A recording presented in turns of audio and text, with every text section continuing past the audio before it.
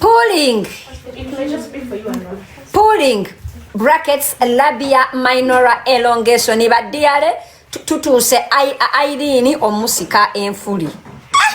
Irene banange. Pasi, you're writing it for your hearing. He was good to sponge off that.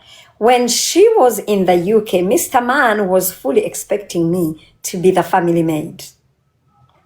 Remember, we had no maid for most of the time, so I would end up doing everything around the house. One day, he sent his son Nicholas to fetch me from my auntie Mamadi's place, who lived about 200 meters away from home, to come and change his son's Esau's soiled diaper.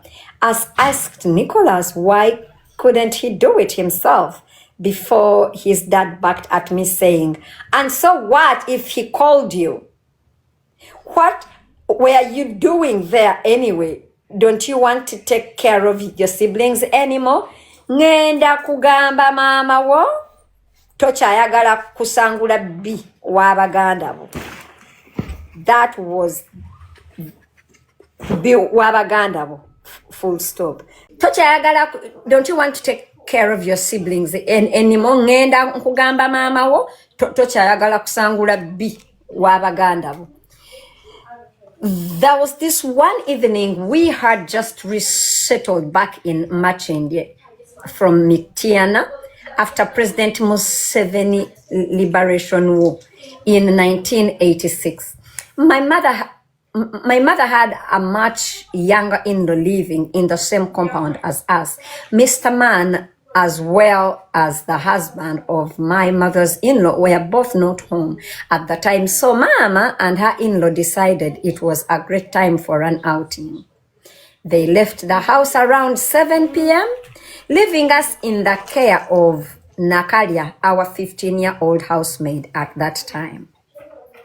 Naye omukazi agambye tebaberanga na mukozi, ate no bwagamba bali no mukozi, ate bwagamba. All this is the editor's problem.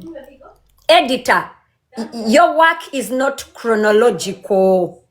You get, when I mentioned it, people are like, hey, you just don't understand. The work is not chronological. Ate bwogamba ate temwali na mukozi, ate bwogamba ate mwali no mukozi, ate mwaberanga mbale wabajjajja ate bajjajja ate baberanga Mitiana, ate ukagamba it's just there. I don't know about Wapapie or something. You're just everywhere. But the truth is, every stage of her life waliwo mukozi. Anyway, and the chapter is called The Man. Okay, but anyway. The housemaid at that time, I suspect that Mama thought that her man wouldn't be back home until much later. But as luck would have it, the big boss returned home earlier than expected and immediately asked where Mama was. How can you say imbo? As luck would have it, meaning wali oyagala tata wo akomewo nga mama wo ntaliwo amusakate. As luck would have it, the big boss returned home earlier than expected, and immediately when asked where Mama was, I had no clue, but the maid mentioned another error.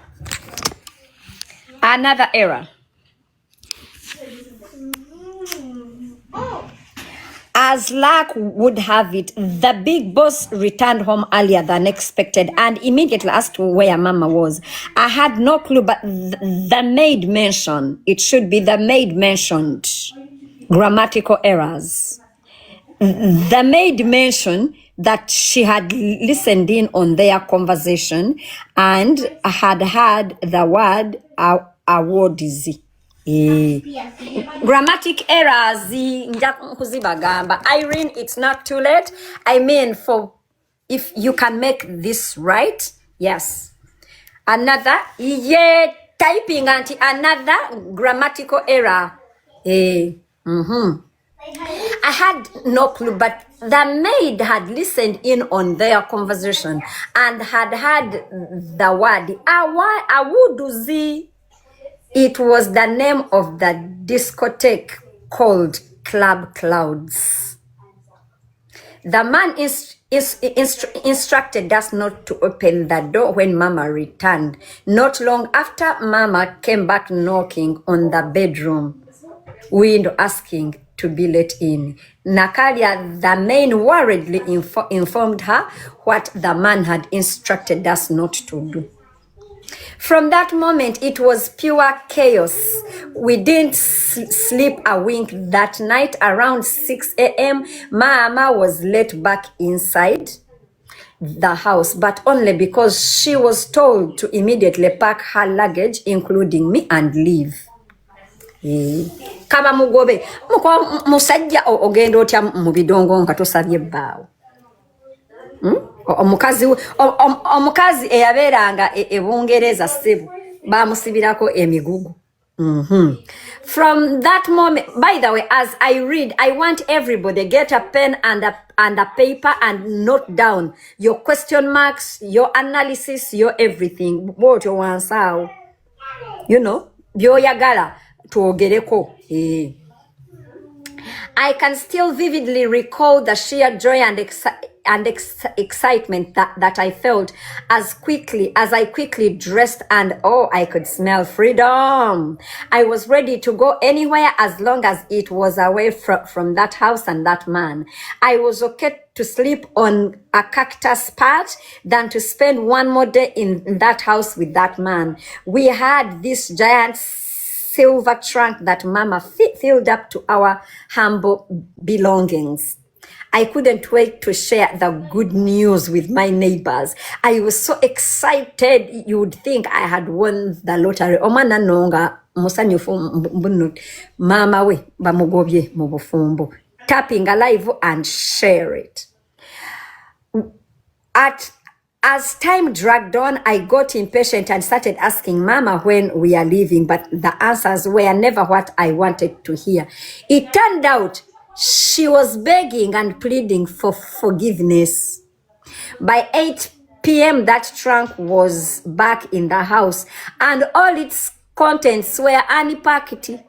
That meant we are not leaving. We were staying with that man in that house. Fuck! For lack of a better word. Fuck, for lack of a better word. I headed back to the neighbors to deliver the bad news. Omwana no yayino olugambo nga buli chifa mu nyumba nga agenda na kolachi nanyumizaako ba neighbor mama bamukwatidde mu bwenzi mama yagenze mu kidula batugobye bamugamba parking era tugenda era munange webagaana weba sonyiwa mama we nagenda munange ba neighbor nagamba bamusonyiye. I was deflated and angry and sad. I cried for days, although my mother was utterly, obviously, to my heartache as usual. That day was one of the happiest and saddest moments of my life. Okay. Kakati netudda ku omusajja tumumaze, the man. Netudda ku another part which is titled My Friends and Mama. My mother weirdly surrounds herself with friends who are either my age or even younger, midlife crisis, often with just an ounce or half an ounce of brain cells between them. But Dideyo, I want you to note the kind of person that Irene is, the language that she uses on other people. My mother weirdly surrounds herself, meaning she still does it. My mother weirdly surrounds herself with friends who are either younger than me or my age, often with just an ounce or half an ounce of brain cells between them. In short, bakwano ba mama we bonna basiru tebalina magezi. Honestly, I have not seen many people in her daily company that are remotely intelligent. It seems that she enjoys this type of companionship because it gives her the upper hand in her manipulation tactics. My mother has this bit of wanting to befriend all my friends, and she doesn't shy away from showing up at their homes or workplaces, often unannounced. It's like she needs a full-time investigative team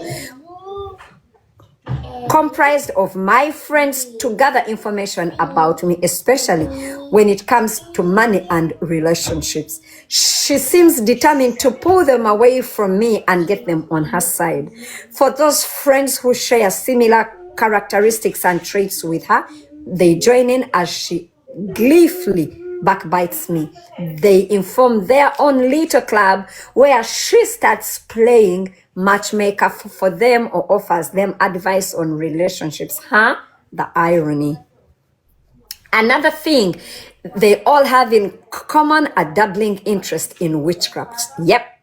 She recommends the good witch doctors that she knows. I have watched her befriend several of my friends, some of whom have been lured into her web gossiping lies, which ultimately led to my friendships with them fading. But thankfully, my closest friends have always been too intelligent to fall for her antics. They refuse to play the game with her. There was this one day when Mama and I were watching a mother and her daughter on Buked the TV having intense heated verbal clash. The daughter was saying things like, yeah, your man touched me. You sleep around with everybody. Men have sex with you in the banana plantations. We all see you. You are a drunkard. And I even slept with the same man. What happened of mother? What kind of mother are you? You can't teach me anything anymore. I'm not even your daughter. The mother in return was firing back uglier insults at the daughter while beating her like she was hitting a rag doll. Oba mujjukira party kubukedde omuwala mama we nga bw'ati omwana nga ayimiridde bw'ati nga amulanga okwebaka n'abasajja n'okwebaka ne bbaawe. I think that's the I think that's the thing.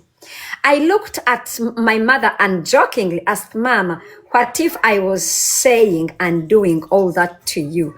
What would you do? Her answer came quick and clear. Nkutta. I once gathered the courage to talk about the sexual abuse and molestation that I had experienced at her home. Hello, Kafu, Abakafu. Molesting and sexual abuse, etuse moje. But her blank stare and silence spoke volumes. She did not ask questions, nor did she seek even to understand me, and I even regretted even bringing it up. According to my mother, sexual assault or molestation only happened through penile penetration. She also believes that time heals such wounds and trauma, and so for her, I simply just had to forget and let go. When at one point, my mother and her children were heavily harassing and trolling me on social media, I resorted to sharing part of that molestation story on the same platform. It was a cry for help. I had reached my breaking point. The people I had been protecting with my silence clearly didn't care about my life. The worst part was they completely misunderstood this message. It was simple and straightforward, yet they blew it out of proportion, aiming to paint me as a liar. Strangely, she is the first to believe and spread rumors about other people's children, things involving pedophilia, incest, and any other type of abuse, no matter the relationship of these children to her. But when it comes to her own child, all she does is to shut her down. In Mama's world, everyone else's problem problems are amplified while my issues are completely dismissed. One of the most difficult parts of Mama's character is how freely she talks about everyone. Nothing is scared to her. Nothing is sacred to her. She's like a walking open book, spilling even her closest friends' most sensitive secrets. In short, Mama wa Irene si kabada. I struggle to understand how her mind works. I struggle to understand how her mind works, but I remember clearly one instance that left me feeling horrified. She was explaining to the woman making bridesmaid dresses for Yvette's daughter that Yvette's daughters were both from different men. She told her that the youngest was from a Nigerian man, which was shy, which she didn't have, which is why she did not have her father's name. This seamstress was not part of our family, and yet Mama was spewing on her. I mean, what's wrong with that? She also once told Mama D that my children didn't look alike and that I had therefore had them with two different men. Such nonsense. That kind of grandmother can possibly walk about her own children's fathers and her own family in such a careless way. Stealing and lying for my mom. Mama has used me in every way imaginable, from forcing me to write her exams or complicated administrative and visa appeal letters. Really, Irene, really. Ami, I don't want to hear any voice.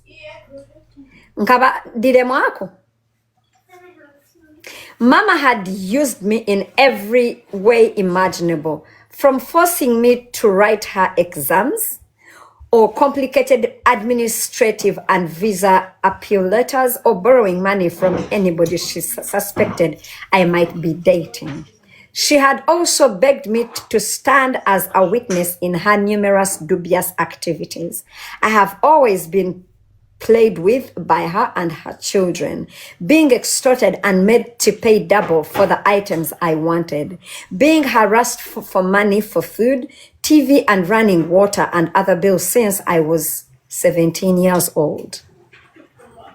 And that's just scratching the surface. One day, when never nang Irene yazenatu anyway kale ebyo nja kubyogerako after.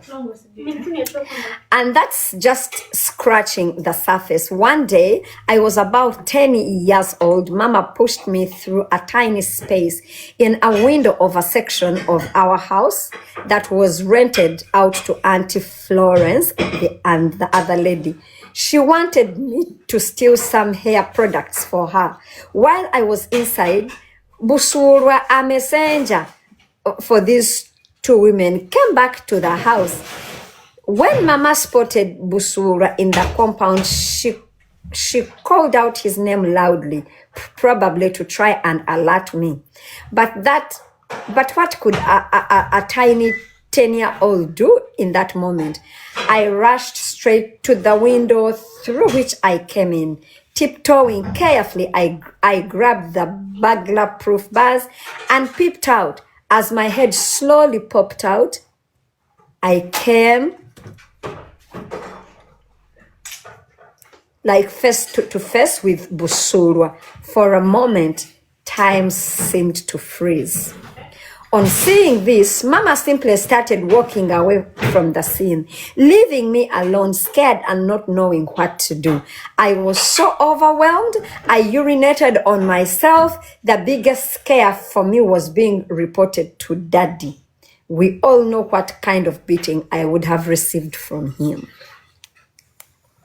I honestly don't remember how I got out of there, but what stuck out for me is the image of Mama walking away. I kept wondering, what if Busura had beaten me to pulp? What if he had done worse? Another time, while living in Mitiana, when I was about 7 or 8 years old, my 2 cousins and I were asked one day to accompany Mama and her sister Mama Nora to Mitiana Diocese, Namukozi office, where Mama Nora worked. In the back storeroom were clothes that had been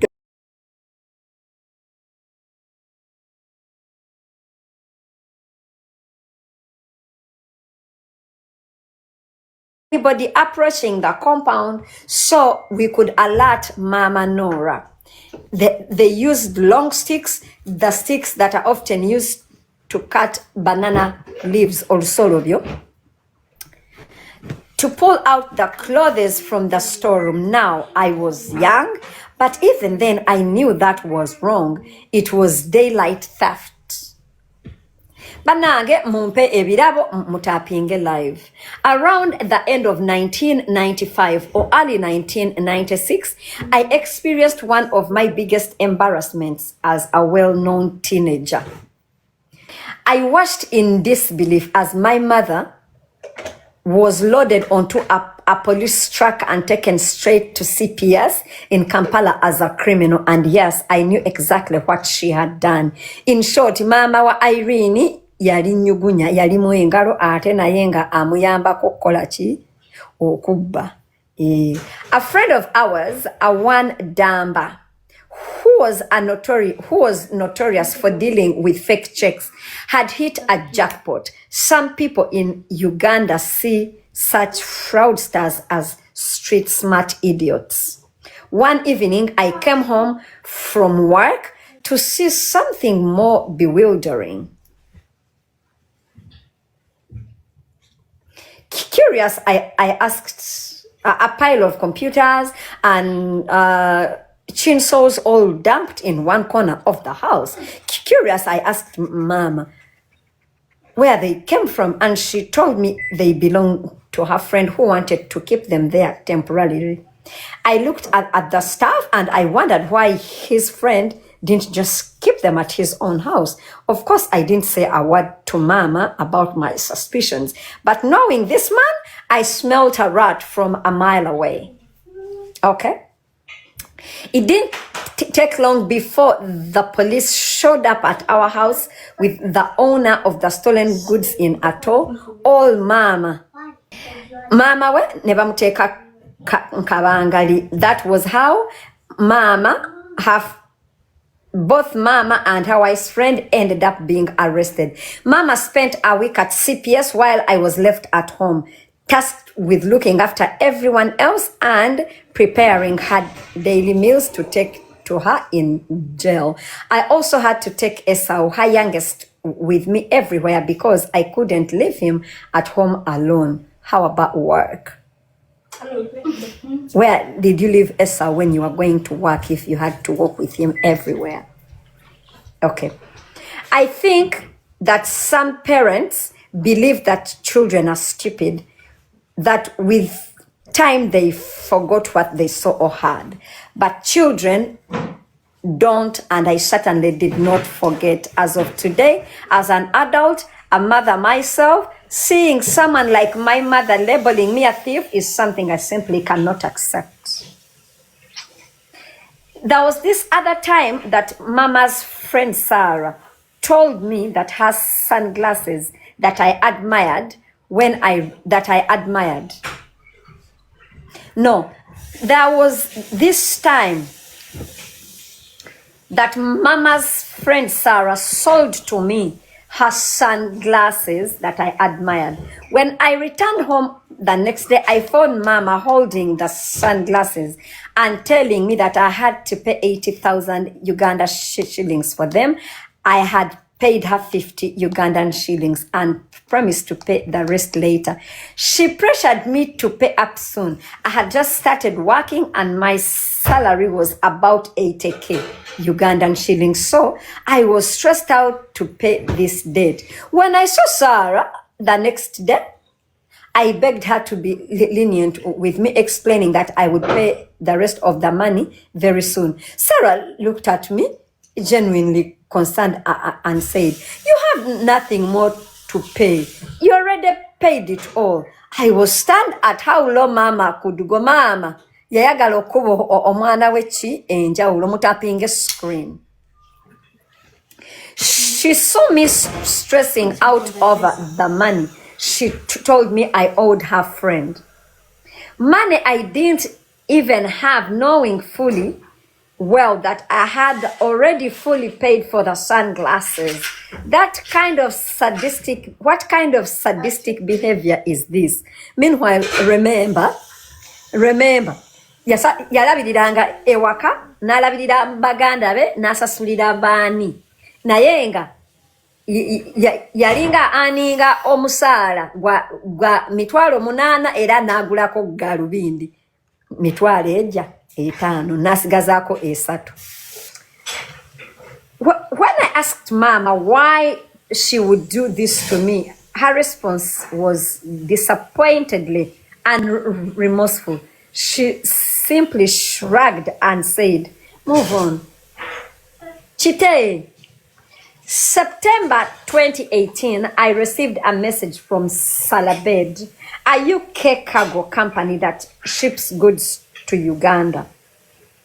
"Dear esteemed customer Irene Namubiru, your package has arrived with their Ugandan address and pickup time. This is, of course, a mistake, I thought. And so I did not reply. Hours later, another message came, but I still ignored it. The next day, I got a call from a man asking me to come and pick my package. I told him no uncertain terms to send it back to whoever it came from. I told him I wasn't expecting nothing from the UK. I hadn't made any shipments and I definitely was not paying for something I had not shipped. I had him smirk before he asked, "And what about Nicholas?" That's when I realized that Mama had shipped these things from UK to Uganda in my name. "I don't know Nicholas," I said, when he persisted. "Don't you have his number?" It was the last straw. I didn't even wait to hear the next word. I screamed at him, telling him to never call my number again and to go tell whoever sent the package to shove it where the sun don't shine, and I hung up. When I asked Nambi, who deals closely with Mama, about the whole shipment, her response confirmed my suspicions. Yes, she shipped those things and she told me she didn't have money for clearing them, so I used your name. We hadn't spoken in over 4 years at that point. 4 years, yet she shamelessly did this. I asked myself, what if that shipment was financed with stolen checks like they are so accustomed to doing? What if I had been arrested after receiving what was supposed to be my package? Sometimes I can't help but wonder, did Mama keep me around all the years just to use me? Like I was some pawn to be used by her whenever she needed me to do her dirty work.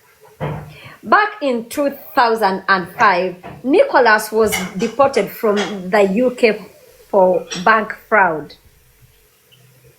He was caught trying to cash stolen checks over 3 banks. Oyo mugambe agira amazi.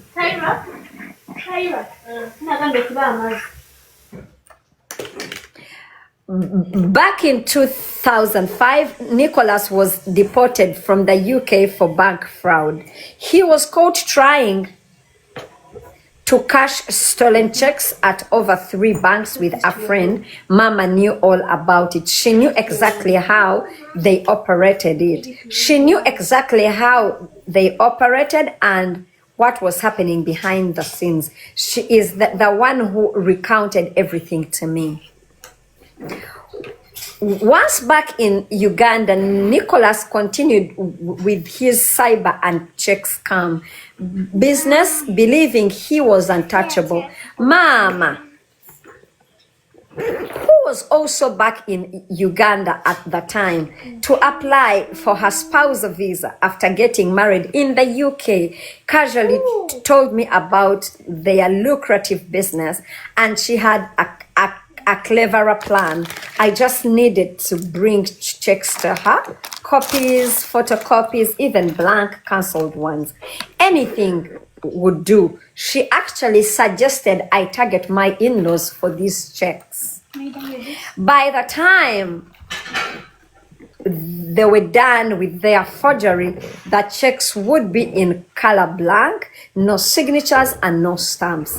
I immediately saw the scam for what it was. I told her plainly that this was not for me. It was dangerous and I refused to be part of it.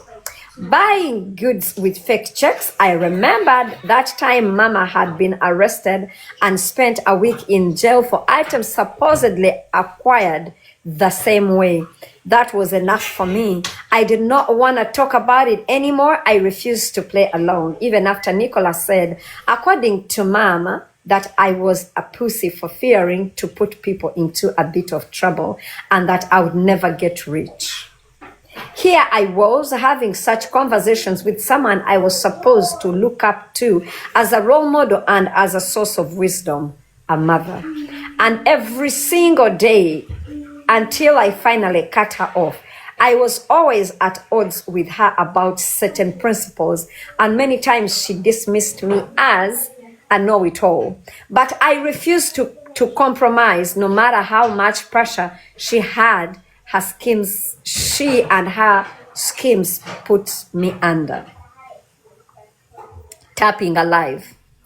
As soon as I was in a better financial position, I did not hesitate to help out at home, especially with school fees. Mama knew very well that when it came to education, I acted immediately because to me, education was always important.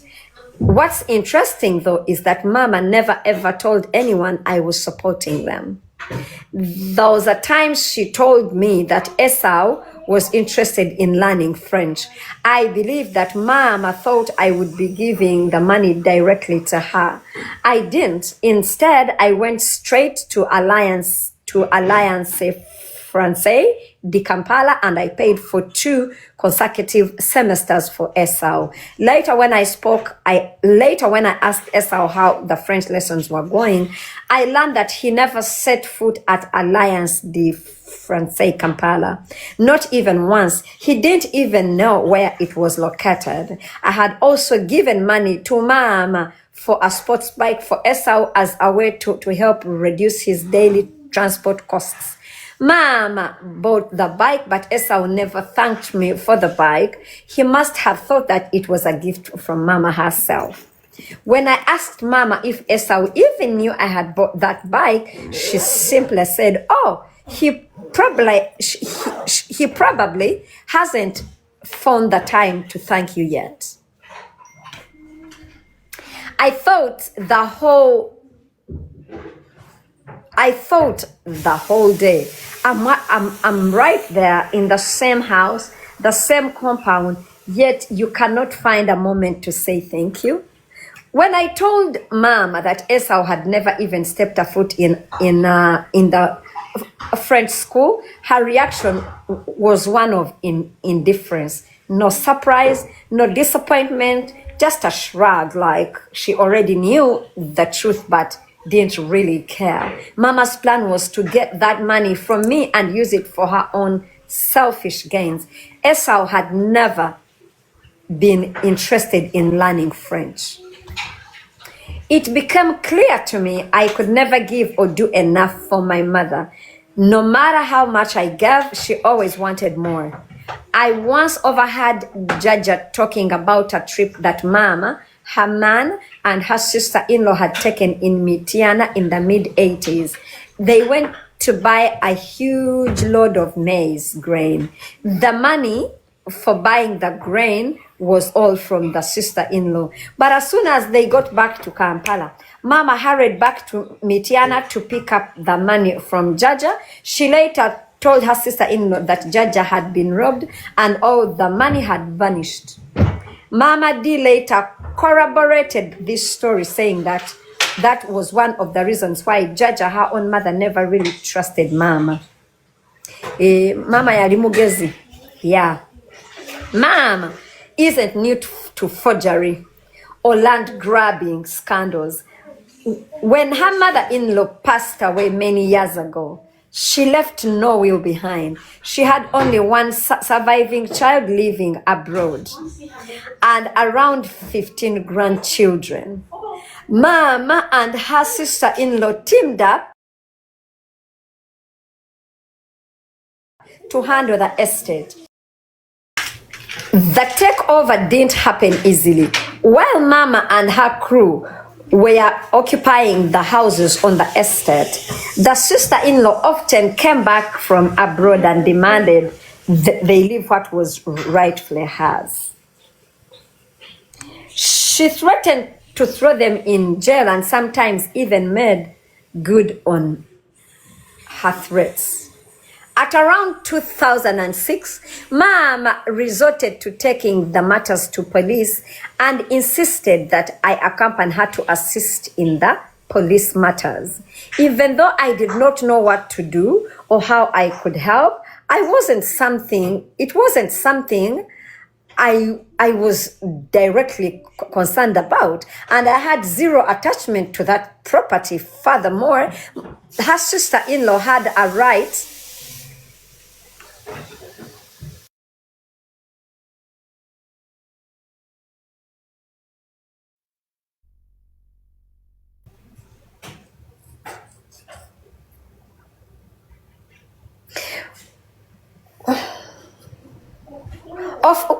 we went to Kibuye police station to file a report on her sister-in-law for some crime she had apparently committed. I agreed to go, but on condition that I wouldn't say a damn thing. I was just going as a spectator. When we arrived, Mama couldn't explain anything clearly to the officers. She kept looking at me for support, acting like she had forgotten what to say. She at some point asked me what her age was, pretending to have suddenly forgotten. Mpozi myaka ki ejiri mu passport yange? When she stammered, I was so embarrassed and pissed off. I just quietly left her at the police station, and that was the last time I ever tried to get involved in that saga. In the end, her sister-in-law defended herself, convincingly producing documentation that Mama had signed. When asked about her signatures, Mama admitted they were hers, but she insisted she hadn't signed those documents at all. Suddenly, the hunter became the hunted. Now, the tables had turned and Mama was on the defensive, trying to explain herself and her lies. Fast forward, Mama and her children are currently in charge of the estate, with Nicholas at the helm, collecting the rent and running the show. The estate near Kalenda Rest House in Machindi belonged to Mama's mother-in-law and has several houses, on one of which was inherited by Mama's two stepdaughters, Yvonne and Nanette.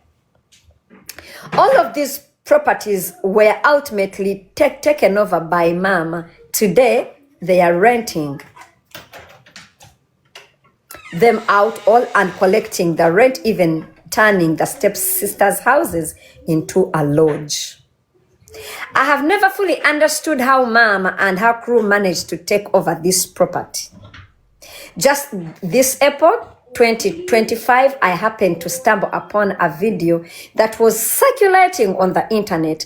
It was Mama's sister-in-law and her eldest son, well-known artist within Uganda hip-hop scene and a pioneer of a whole genre of music. She had gone back to Machinde claiming what she believed was rightfully hers and was trying to evict whoever was occupying it. When she got there, she was trying to ask what they are doing there, asking if it was their property. Muyimbi choyo. Muyimbi choyo. Muyimbi choyo. Nja mufuna. Ngate tunnamalako nkatabo. Nja mufuna. Many people were watching this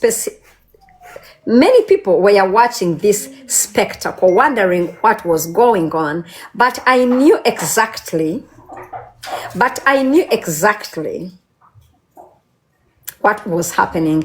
It was a continuation of that property dispute in Machinde between her and her sister-in-law. That video is still out there online and is proof that all the chaos that my mother and her children kept sowing everywhere they go. Before Mama's mother-in-law passed away, there was one person still living on her property. Someone who was born and raised there, knew the place inside out and had stayed on even after her death. His name was Chigozi. Initially, he stayed at the property with no issues, but as the saga went on, he apparently became an obstacle. Then he unexpectedly died. With no unknown mental health issues or depression, he was found one fine morning on the shores of Lake Victoria in Munyonyo dead. He was naked with his clothes slightly and neatly beside him. The official report said he had committed suicide, but the circumstances raised a lot of eyebrows, a suspicious death to say at least. She once contacted every person I knew, starting from my first boyfriend, Chris, whose family she knew well, and asked them to tell Chris to send her money and to take me to Sweden. Chris can't stop retelling this story to me beyond embarrassing. As I grew older, she would keep tabs on my male friends, especially those in high company or government positions. And she would pressure me to borrow money from them. She would also send her people to these male friends claiming they were relatives of mine and asking them for help. Some of those people would expect favors, free services, or special treatment from me in return for things I didn't even know about, and in return, I was labeled as the ungrateful, unappreciative friend who never reciprocated kind financial gestures and help.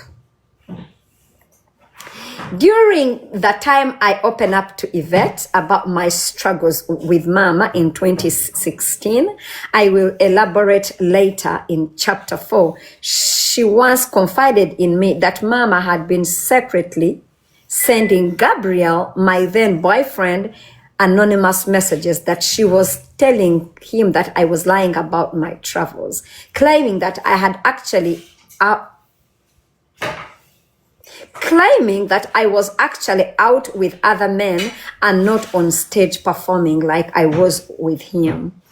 I still have all those WhatsApp chats, screenshots of the messages that Yvette sent me as proof of Mama's elaborate attempts to manipulate Gabriel. I couldn't believe it at first. It explains so much about Gabriel's strange behavior, his sudden aggression, and why he became so hostile to me sometimes.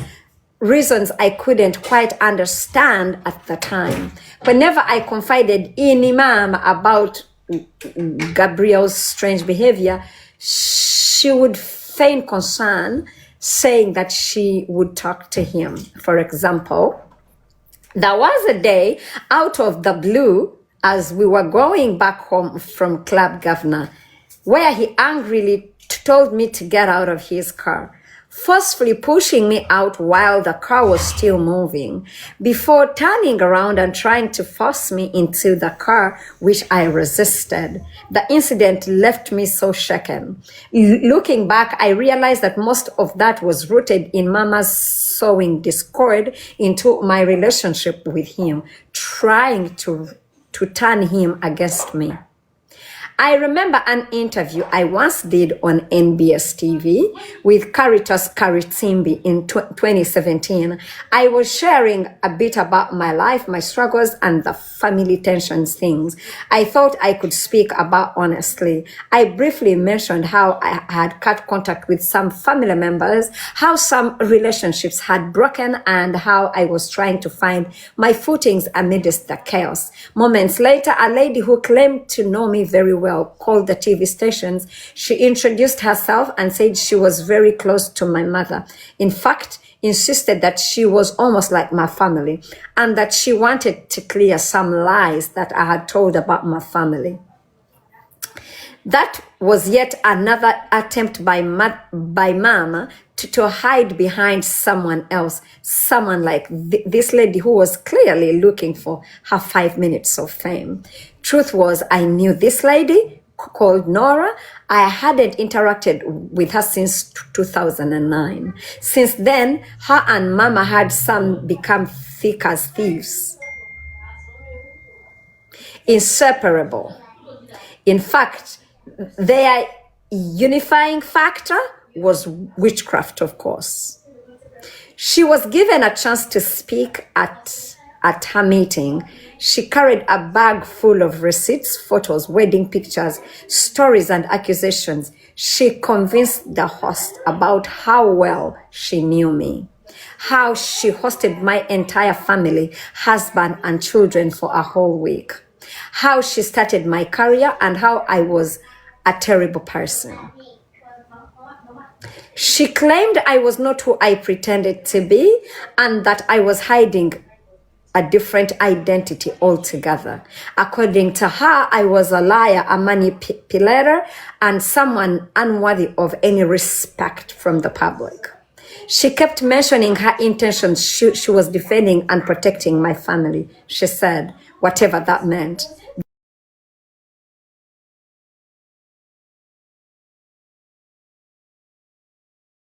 And her interests and venom suddenly disappeared. The tone changed and she suddenly did not have much to tell after all. Now, you might be wondering, why would this woman feel such anger?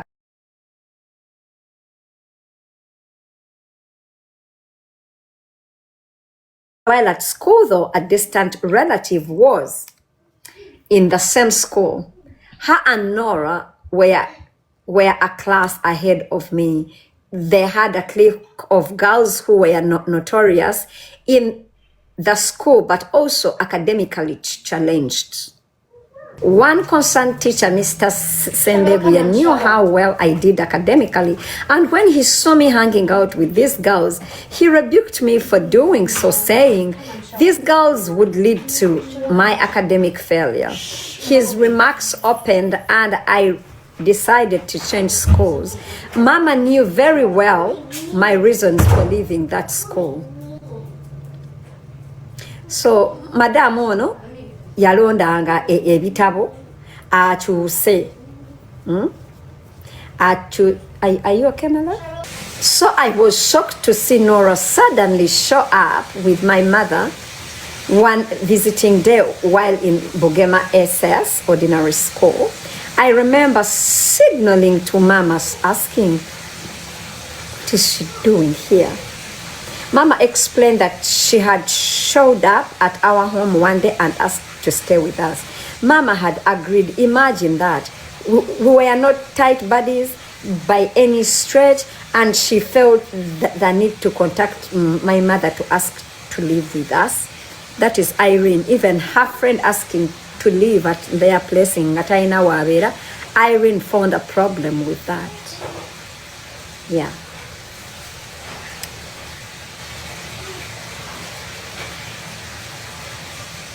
Mama nicknamed her Madame. Madame Ducarcy, a character from that popular French soap opera Riviera, and truly the name suited her because, according to Mama, Ducarcy Nora was a very thin, almost skeletal woman, not the most flattering, just like the TV character. Everyone within our circle still calls her that. When she moved into our home, Mama was constantly complaining about her how she would live every day without doing any chores, how she would hide food in the suitcase, and even hide her toothpaste when there wasn't enough for everybody in the house to use. She ate without contributing to groceries and refused to introduce her own family or mother to us. When she finally brought her mother to visit, the old woman exchanged greetings, and thereafter she just sat there quietly, completely silent until she eventually left. That silence must have enraged Mama beyond measure. I'm ashamed to repeat the things she said, especially out of respect for that old woman and her supposed tribe. Ducarcy, aka Nora, later married her boyfriend and became part of a wealthy family. And the bond between Mama and Ducarcy grew even stronger. It wasn't long enough before Mama started lamenting as usual that after everything she had done for Ducarcy, she was almost unappreciative. She's the most unappreciative person I've ever met.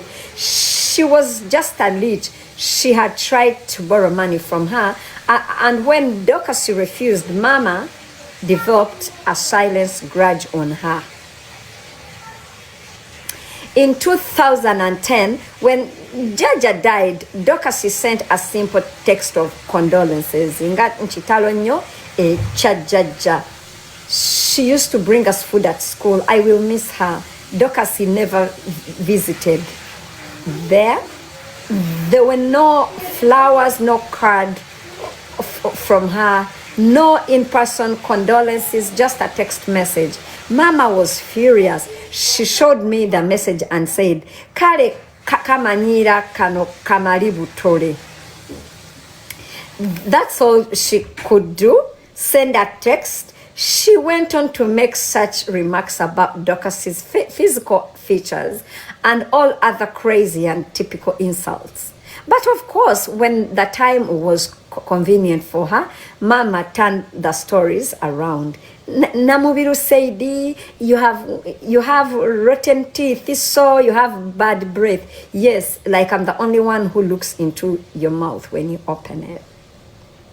Namubiru said, you're so stingy, you never help anybody financially, yet she helped you, yet it is Mama that she refused to lend money, not after she housed, fed, and connected her with traditional healers in her desperation. Namubiru said, your husband has red lips, she must be suffering from AIDS. Stupid, idiotic comments like that, as if red lips are a sign of AIDS. Namubiru said that you are a witch, you bewitch your man and everybody around. How would I even know that? Isn't it more likely that the person giving her the witch doctor's addresses, bracketed Mama, is the real gossiper here? Yet, here was Madame Ducarcy going on TV to bash me, while Mama stayed quietly in the background. It was painfully clear that by telling this woman all these made-up stories, these exaggerated tales, accusations, and perceptions, Mama was in fact speaking to her own anger and frustration about Ducarcy.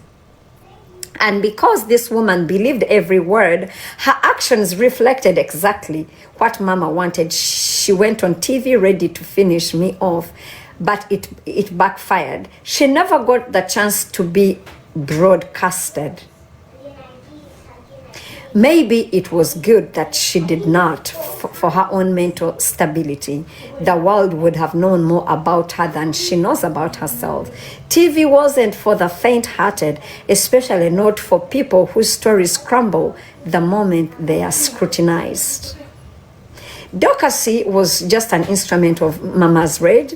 She was a pawn who acted in exactly the way Mama wanted her to act, a vent for Mama's bottled up anger.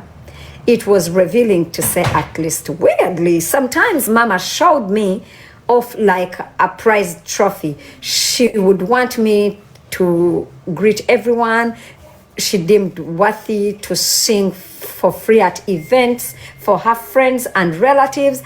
She selected herself, and mind you, she never asked me. She ordered me. In fact, she must have been paid for these supposed free events, and this explains why she would be so mad whenever I would refuse to go. You've got to let me handle my own career, I would explain time to time. She always wanted me to shake hands with some people who, after each performance, for example, I had to explain to her that there is a certain level of security measures that comes with fame that I had to follow, which meant I couldn't go on shaking hands of each and every person at the attendance. Mama did not see it that way. While she was audibly proud of my status around others, it was a different story when we were together. She refused to accept who I had become due to my singing career and instead accused me of behaving like a diva. Irene, you can never be a celebrity in front of your mother. So Irene yali ayagala mama we amulabe nga fani. Yeah. Chaka nange Irene yali ayagala mama we amugwireko amuungireko ngachi nga fani we. Yeah, dage. Irene yosesa. Her offhand comments never sat well with me, but she was my mother. I felt I had no choice but to roll with the punches and carry on as if nothing had happened. In private, I would vent to my closeted friends who would gently remind me, Mama, muleke. She can do no wrong. Just leave her. We go on another topic. Called Mama and my son's bank accounts. Mama has loudly declared to anybody who cares to listen that she has been helping my children financially, giving them £300 every month, according to her. The truth is that she once opened up bank accounts in HSBC, Newbury, Berkshire, UK, for my two boys using my own identity. Remember that her and Yvette were both illegally using my documents to work in Europe, as I will elaborate later. Please note that I never asked her to open these accounts. While I did not mean to sound so ungrateful, she could have given this money to her other kids and grandchildren who are financially struggling and clearly needed it more. Irene, for you. Nazikusaba, lwaki waziwa abaana bo abalala. That is Irene for you. Why did she not give who are financially struggling and clearly needed it more? I mean, Esau the thief, with more than 11 children, could surely do something with that money, no? My children certainly did not need this money. I had to go to the UK to get those facts and to publish that those accounts existed. I visited the local bank branch in London and they verified the existence of the accounts. As of November 2024, there was still a transfer of £5 each. My two sons were unaware of the existence of those bank accounts, and they have no intention of using the money. Out of respect for her generosity, they told me that they would give away that money to the cousins who truly needed it. Currently, the accounts still hold roughly £700 for my eldest son, Iko, and 630 for the other one. Please note that I never asked pounds for my youngest Al, accumulated over 16 years. Where's your health card? In 20, mine? Yeah, no, Ami's. In 2016, in a bid to speak to me, Mama asked Yvette to tell me that the bank had called her, saying they wanted to close the kids' accounts, yet there was still money left on them. Well, actually, children's trust accounts don't work that way. Kids can access their money at 18, and thereafter you can close accounts if they so wish. Mama? Please, what do I I told Yvette that Mama could take her money back since my children didn't need it, and she could close the accounts herself after everything. Cards, documents was sent to her address in the UK. I told her we did not want or need the money. Her children were furious when they learned of these bank accounts and the lies she had obviously told them. She had made it to look like I had asked for this money, ignoring the fact that the lies can breed bit of tenderness. So in the essence, she was again endangering my life by making my step siblings irritated.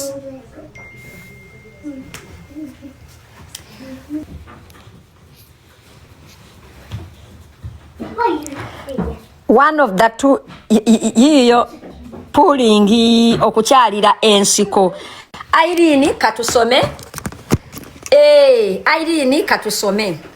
One of the two moments of real rebellion with my mother that I can still recall was when I was 19 years old and I dared to ask her about pulling aka, the practice of elongating labia minora, as we call them back then, the things in one's vagina, aka okuchalira ensiko, visiting the bush. Labia elongation pulling involves lengthening the labia, the inner lips of the female genitals, around manipulation, pulling, around manipulation, pulling. There is a story about these physical. There is stories about use of physical equipment such as weights, to help with the pulling. It is practiced in some parts of Eastern and Southern Africa, including mainly the Baganda tribe in Uganda, and is perceived as enhanced sexual pleasure for both male and female partners and to facilitate orgasm and female ejaculation. It also classed as a form of female genital mutilation, FGM, by the World Health Organization, and I would absolutely agree with them. It was very common for another girl or older woman to help you pull them. Imagine an adult busy in a young girl's vagina, pulling her labia.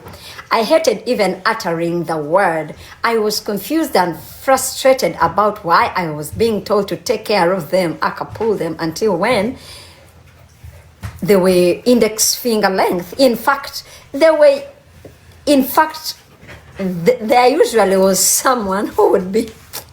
I'm laughing because every kid in Uganda has this experience. But anyway, plan the kid. Even when someone would expecting to check and see how long they were, like the actual expletive, I remember asking Jaja what use this practice was for. Her explanation was focused on more on how large or how long they should be rather than offering the real context of why. I had been exposed to these elongated things from the tender age of 6, thanks to a maid named Percy who worked at Muchala Sengendo's place. She was around 10 years older than me at that time. Percy once squatted and showed me her elongated things and described to me what I know now was how to achieve these women trophies. While pulling or playing with them, I found them ugly. They looked like black slimy slugs or leeches attached to a woman's vaginal area. And I remember I utterly detest slugs, leeches, and any creepy crawlies. I never thought I would have to pack or eat. I never thought I would have to partake in this pulling process. Out of pure pressure, I started pulling, but I later realized that I really could not stand looking at them. The mere thought of having them was sending me into depression. I thought, there is no way I'm ever going to open my legs to any man, for example, or gynecologist with these dangling things. There was another more serious reason why I hated them so much. I carried a deep trauma from when I was much younger. A man named Withheld, at least for now, had asked me to show him my vagina, insisting I prove to him that I was pulling those things. And then he touched me there and I thought it was inappropriate. Clearly, that was inappropriate for sure. This is a moment that haunts me until now. It should have been obvious to my mother that I wasn't safe. She should have never left me in that man's care for a long time. I mean, all of us know which man that could be. I think it's the dad. It should have been obvious that I wasn't safe there. She should have never left me in that man's care. For a long time, I was too scared to tell her the truth, afraid she wouldn't believe me. These elongated labia represented this trauma. When I was around 19, I finally gathered enough courage to open up to my mother, questioning what purpose they served. This infuriated me. I resorted to talking about with some other people, including much later Uncle Chiwa, who laughed nervously and said, "Nayo oli kasiru sirika n'okusirika ebyo ebintu tebabinyumya." I asked my mother, "Ebyo ebintu tebabinyumya." I was left feeling deflated. Kakati gwe kasodde andaba omwana omuwala ow'emyaka 19 nga atandika kunyumya emboozi y'enfuli ne ba ankobe. Anyway, I asked my mother one day for 20,000 Uganda shillings, current $10 rate, so I could get rid of those things at the doctor. My cousin Antonita had told me about a doctor in Chitintale who could help me. When Mama refused to give me money, I threw tantrums. I left the house and went to live with my auntie Mama D in Kitintale. I thought Antonita either lent or gave me that 20k shillings so I could see the doctor. Thinking about it now, it was quite risky, but I would have done anything to get rid of those long things. So Antonita and I went to the doctor and she stayed by my side throughout. I was given anesthesia, and when I woke up I was dizzy and groggy, but the job was done. Ladies and gentlemen, Irene yagenda ne bamusalayo enfuli. Woyogerera kati mye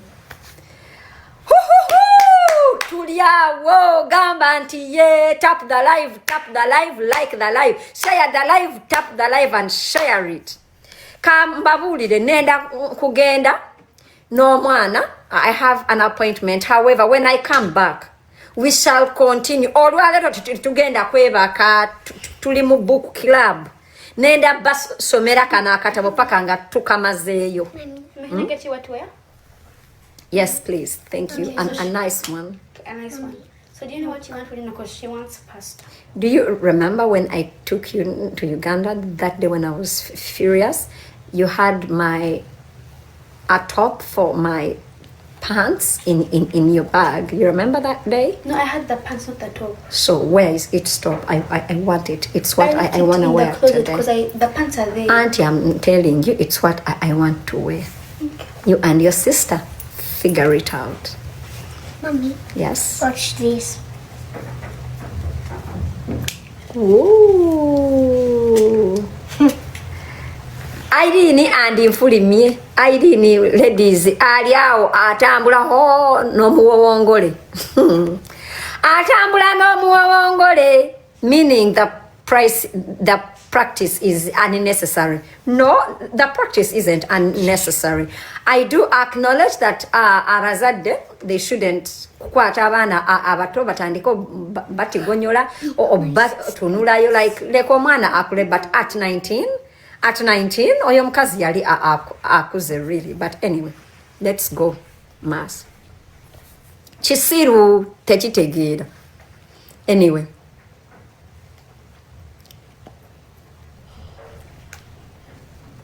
the doctor told me to go back for a follow-up, but I was too scared to have any more examinations to show anybody that part of myself again while cautious.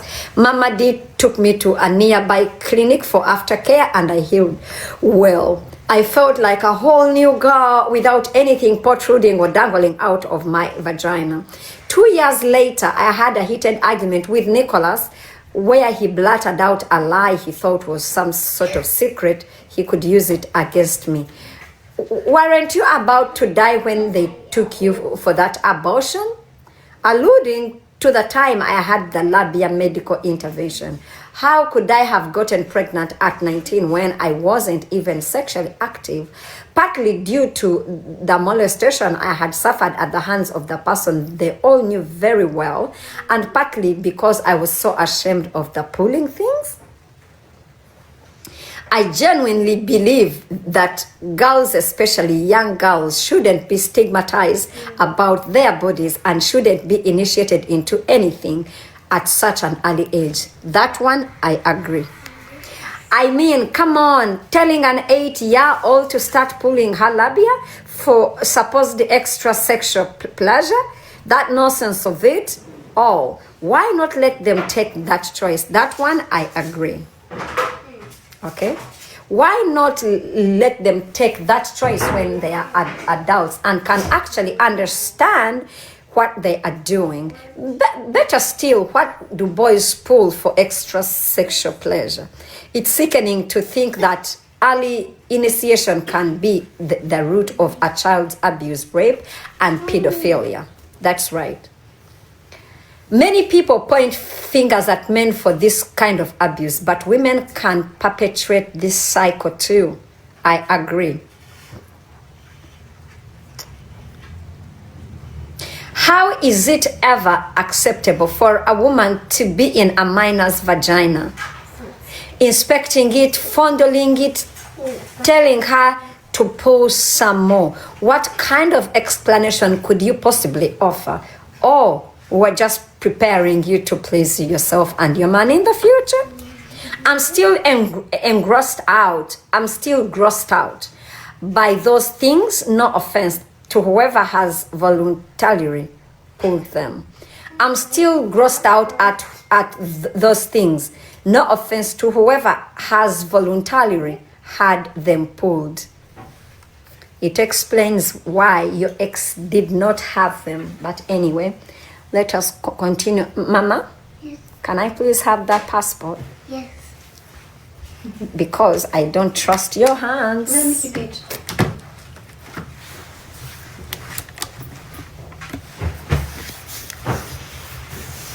Wano waneno Irene yalina wano omukazi Canada one nga muteso.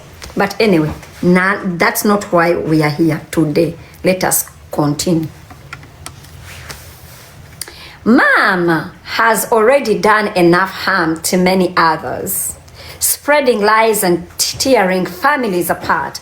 She has done much damage, and some relatives have told her outright they don't want her around at family gatherings, in their homes, in the UK, or anywhere near their lives.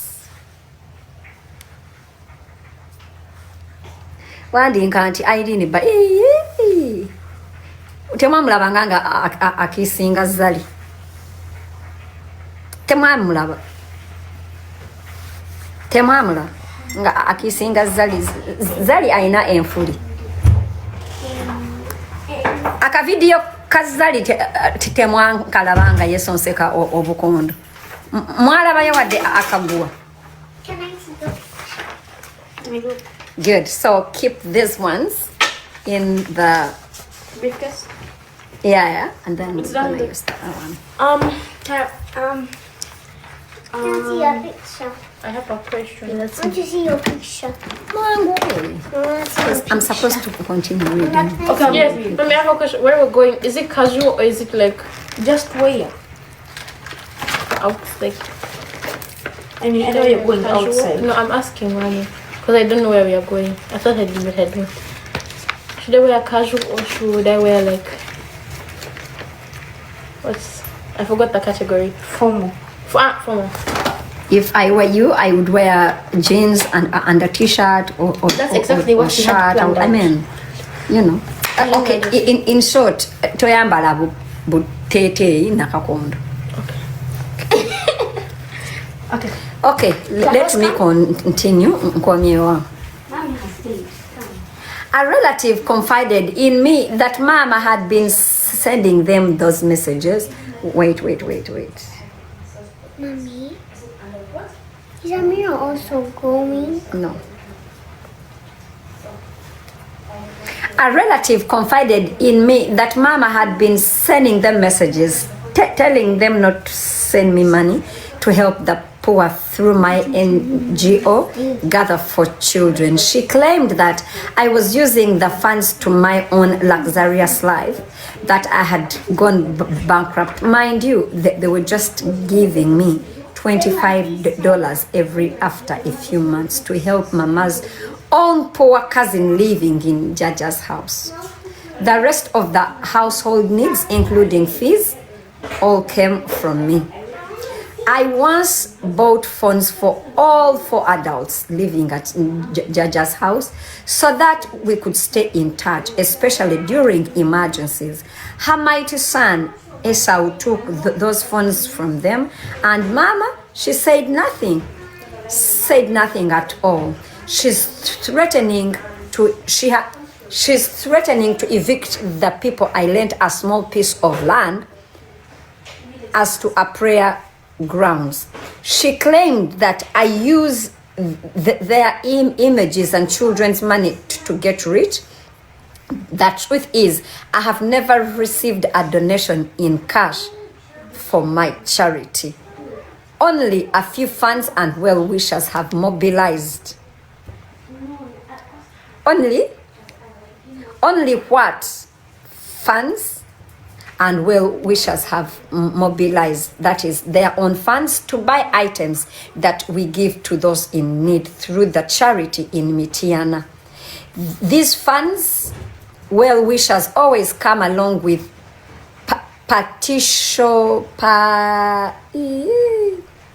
another grammatical error.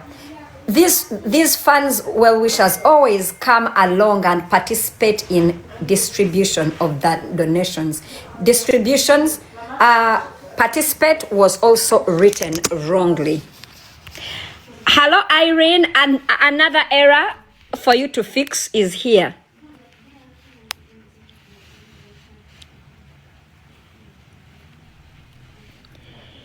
These fans or well-wishers always came along and participated, supposed to be, and participated in the distribution of the donations. Hello, Irene, another grammatical error here. You are welcome.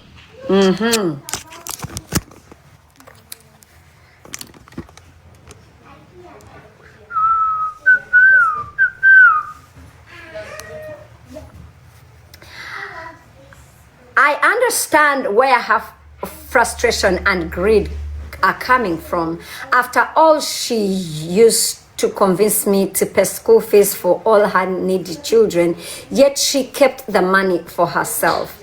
That's how she ended up in conflict with her in-law. Mama had convinced me to send messages to this in-law without really telling me the full story. My charity money, which I generously donated to this in-law school, was secretly being exchanged for accommodation in one of Mama's units in Machimbe. But when her in-law refused to pay rent, Mama never explained why. In one of our conversations, I boldly suggested she should just eject the family, no explanations needed. But of course, the news reached her in-law, who along with her children, verbally attacked me in the worst way. It was then that I understood that the in-law expected Mom to use charity funds meant for the school to pay herself, to bribe her way out or to line her pockets. From that moment, I drew a line. I cut off ties with her and that school. And it was the last time I ever requested Mama's help concerning my NGO. So it wasn't at all surprising when I later saw Mama harassing women from my NGO, trying to chase them off my land, claiming she owned it and telling all sorts of stories to make them distance themselves from me. She convinced them that I must be getting bags full of money from somewhere, money she believes she's entitled to. She's further frustrated that she cannot handle any more funds from me. She pretends to help the needy. How about her own family?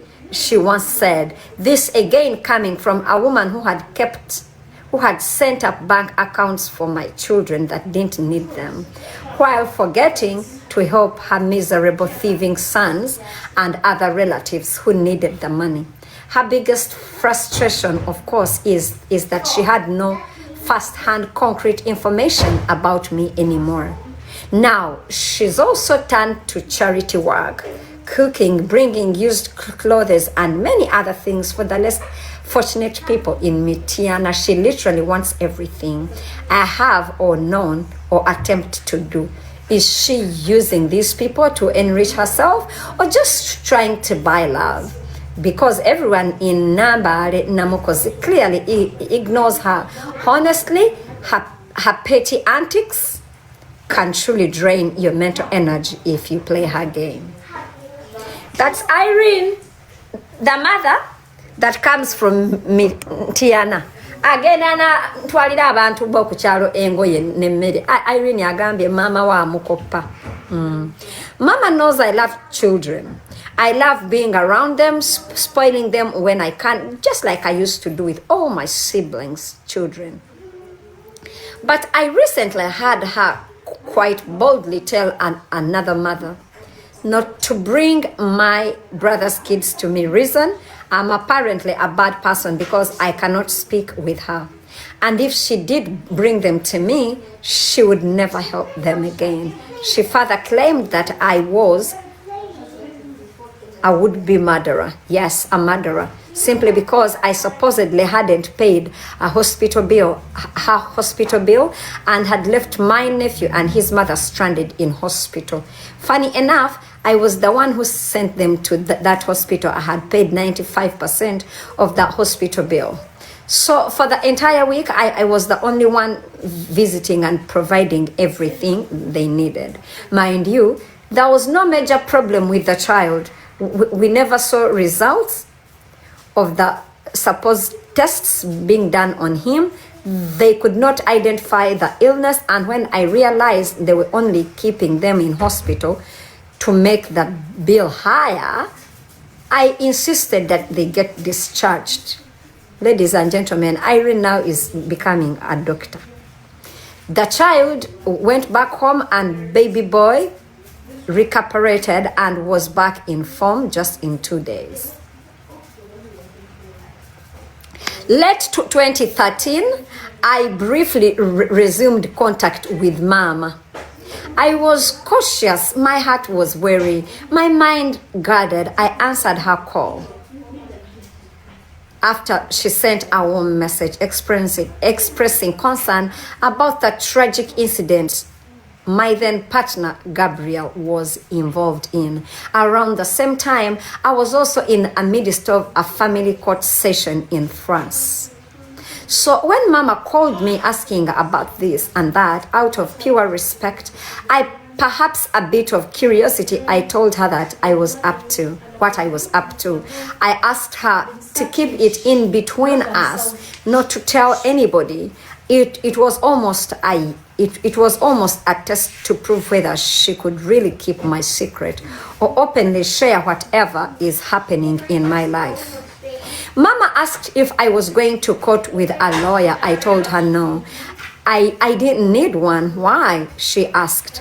I explained that I didn't have 2,000 euros lying around for legal fees. She immediately offered to send me some little money. I told her I did not need any money. But she was insistent. Matter of fact, it was too late by then, as the court appearance was commencing the next morning. About a mere 2 hours later, I started receiving messages from Yvette all about the same issue. She expressing her concern for what is happening to me. I was livid and shocked. I had told Mama not to tell anybody, especially Yvette, who was the last person I ever wanted to know about my life.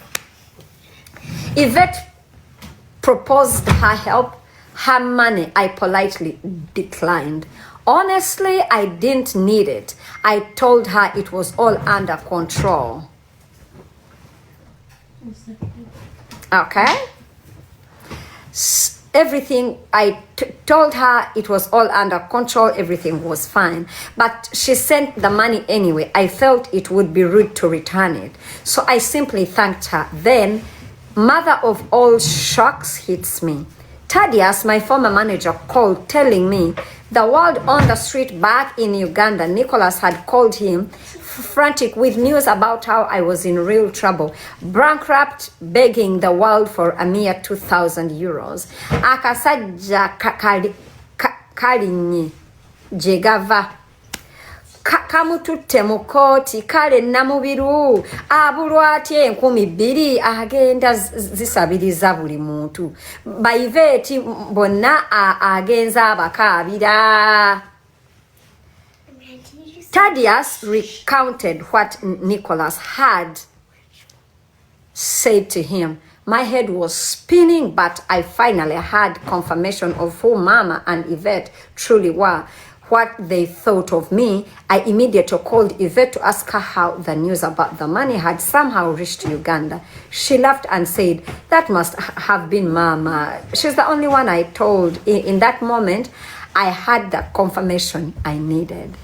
I asked if she needed her money back, and she said no. Later on, as detailed in subsequent chapters, I invited her and her children to France. I paid for their tickets, treated them to nice dinners, and made sure they had a lovely holiday.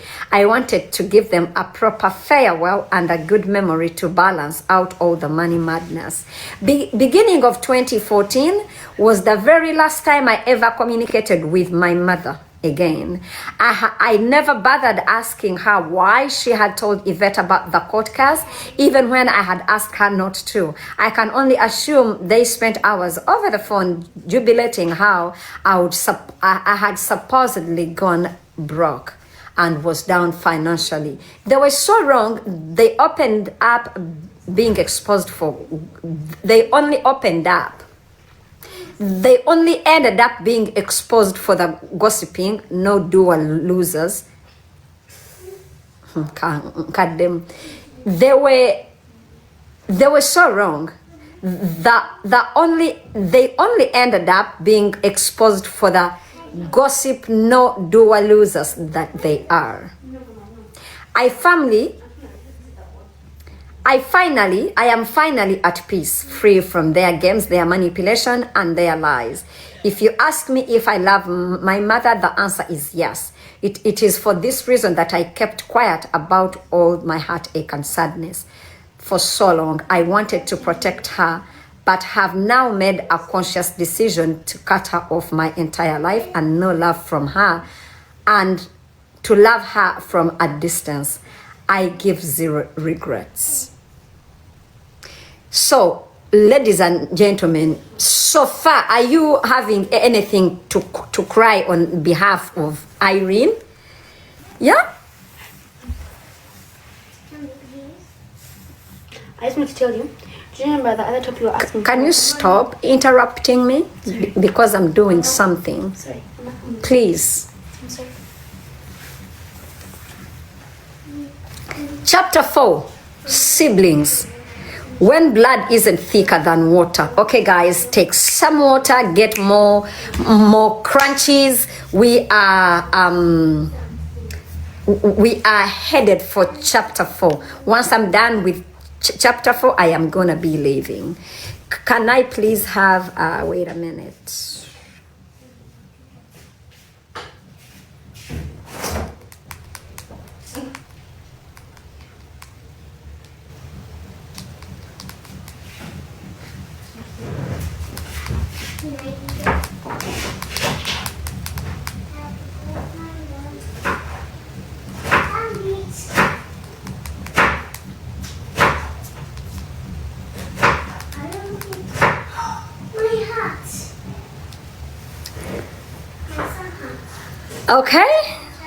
Okay, so now we are at chapter 4 and we start.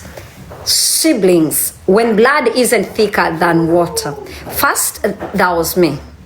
Then my mother met a new man, and together they had Nicholas, Yvette, one child who died at birth, Wilbur, and finally Esau. Now, you would think that having siblings would mean instant fun and games, right? Wrong. Growing up, I found myself alone most of the time, or enjoying the company of my neighborhood pals, which was much better than the chaotic crew at home. Any fights and sibling bickering and noise with my other step siblings would set off a metaphorical grenade with their father's rage that always resulted in a good yelling or beating.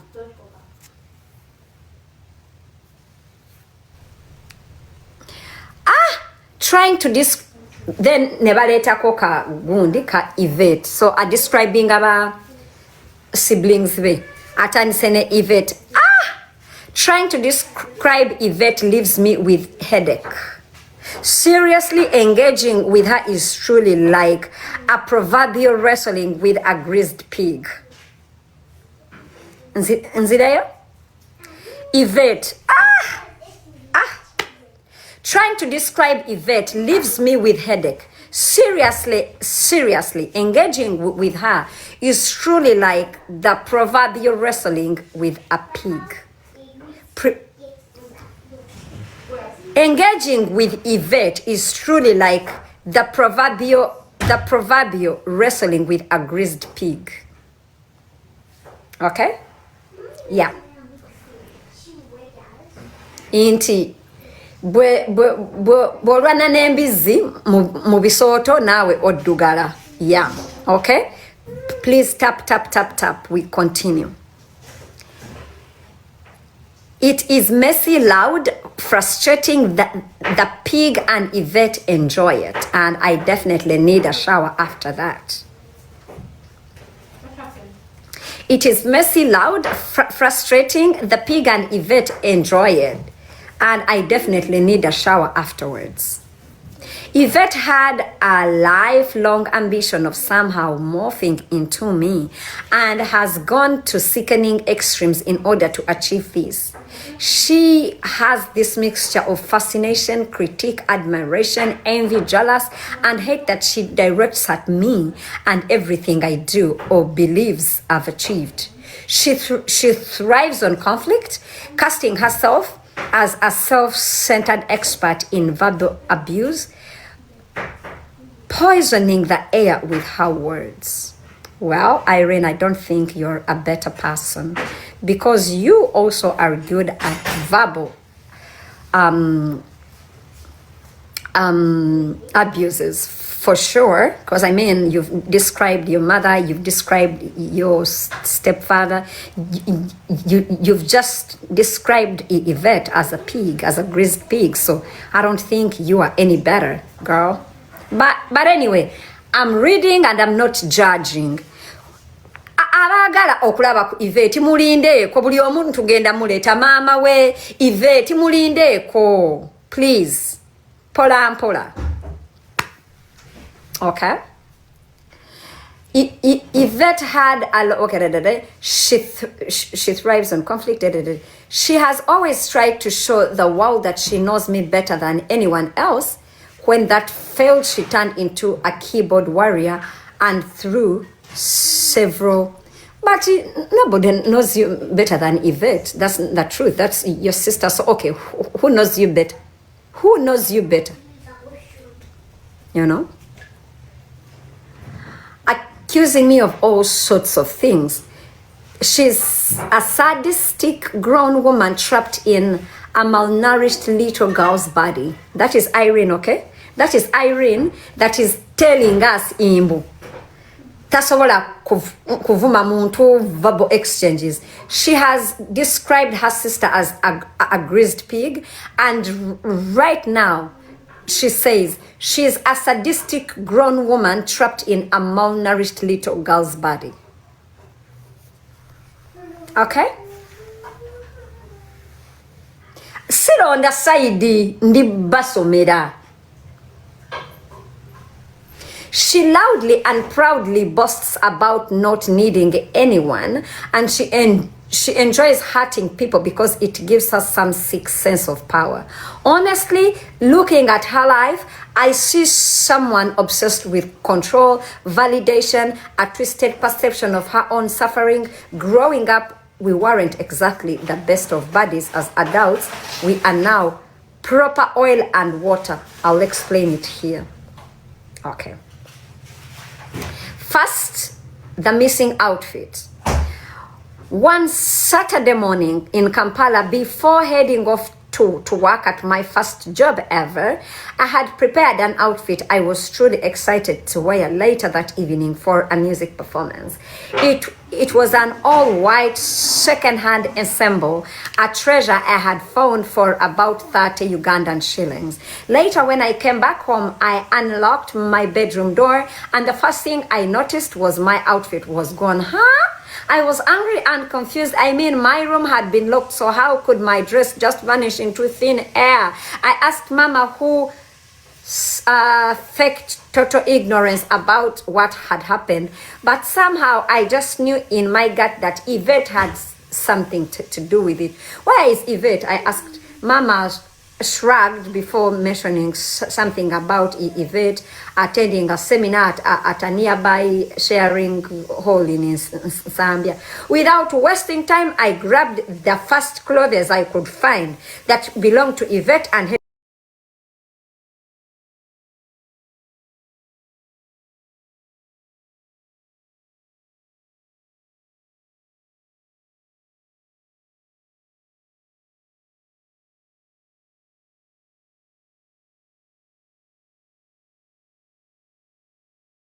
dressed like Yvette, and thankfully I found a couple of folks who pointed me in her direction. They called her outside for me. When we locked eyes, I actually felt bad for her for a split second, without saying much, just letting my angry face do the talking. I ordered her to immediately march to the nearest washrooms and take off my dress and hand it to me. She obliged without any fuss. I stood there, bathroom door open, arms crossed, waiting and watching her undress. As she changed out of my white dress, I handed her the clothes I had bought with me. My heart dropped when I noticed that she was also wearing my knickers. The same brand new white G-string knickers. she had that had previously disappeared. I had asked her several times if she had given them, to which she had sworn complete innocence, declaring she had never seen or heard of the word G-string before. Huh?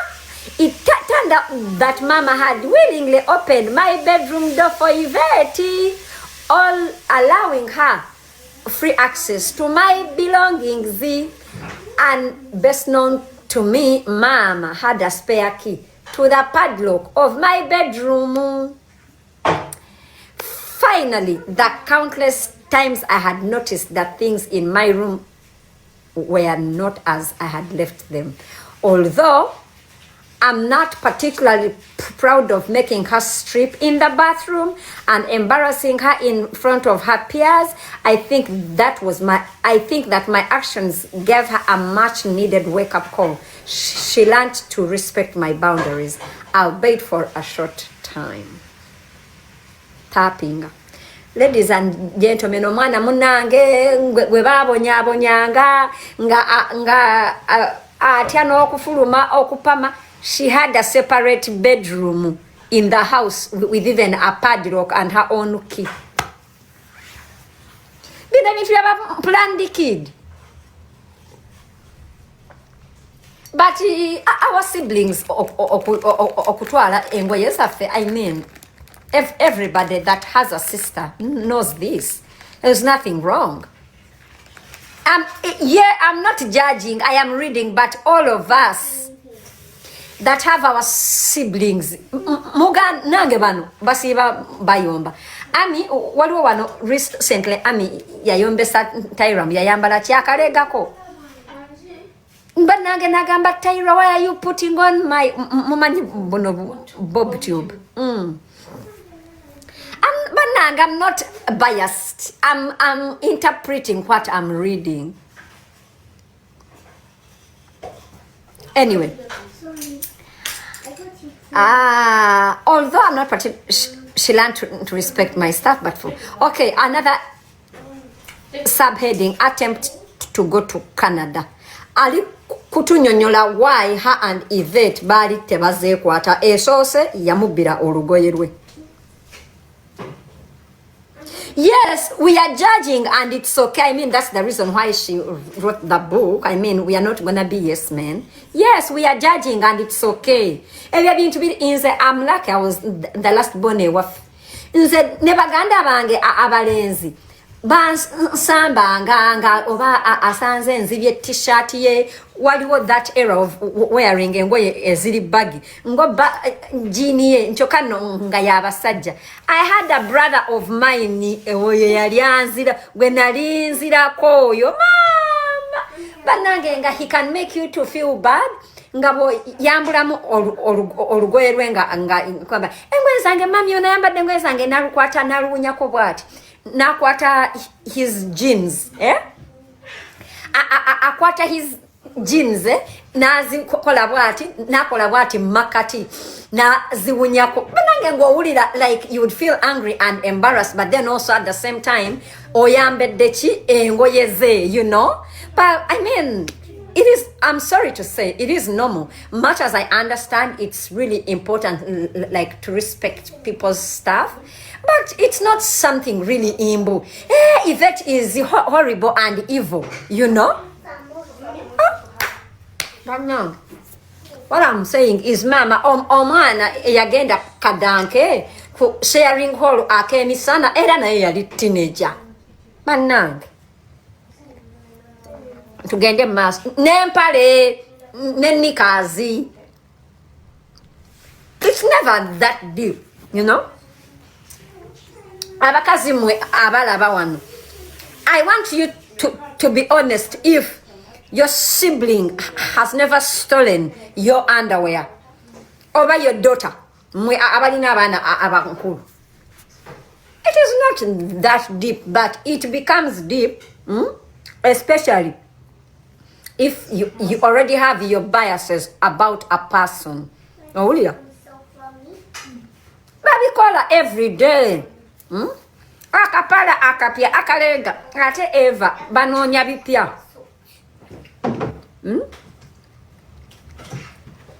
Anyway, attempt to go to Canada. Owulira? Thank you for the food, Amira. My sister, my big sister, I'm lucky that my sister was way older than me, because after her there are 2 kids in the middle and then me. However, but what I don't know is Rita older than Brian, or Brian is older than Rita. Sichitegedde bulungi, but engoye za my sister like zaali tezintuuka and stuff like that, but abaana nkugambye engoye z'abaganda bange abalenzi wali ezo zi t-shirt wabeerangawo time y'enkofiira mama. Another notable day, my brother came from school, high school, nga oba baali bamugobedde fees oba yali azze oba kukola ki nga yeewoze baaga ku ssomero nga yazze nayo. Mumanyi zino zibaaga that time bwali shiny. I remember mujjukira ensawo za Dino, you remember Dino, guys? It was shiny. I remember the color was purple. My brother jukira ovudde ku ssomero kati nze nali mu primary nga yeebase yagenda okuzuukuka yagenda eri yali purple, that shiny purple, yagenda okuzuukuka nga nagyemu ebintu bye nga nataddemu ebitabo nga gye natutte ku ssomero neerage nga gye natutte ku ssomero neerage njukira ng'alina okuddayo bannange. My brother came to school. My brother came to school. Hey, my brother came to school. As in, my whole point is, I wouldn't, my brother wouldn't write a book. He didn't like me because I took his back to school. Really, Irene, you really need to heal. Amaka tugende mu maaso mbasomere. Attempt to Canada.